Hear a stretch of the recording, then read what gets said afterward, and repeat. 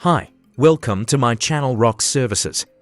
In this video, we will talk about ChatGPT. ChatGPT is developed by OpenAI. This is an independent research body founded by Elon Musk, which is the talk of the town right now. ChatGPT has gone viral with its answers for nearly all type of questions. Its ability to fix code, generate poems and more. Yes, it can also write code in different programming languages like Java, C++, Python and more. To use ChatGPT, you just have to search ChatGPT on Google, then you have to sign up. And then you just have to type there anything and it will give you answer about that.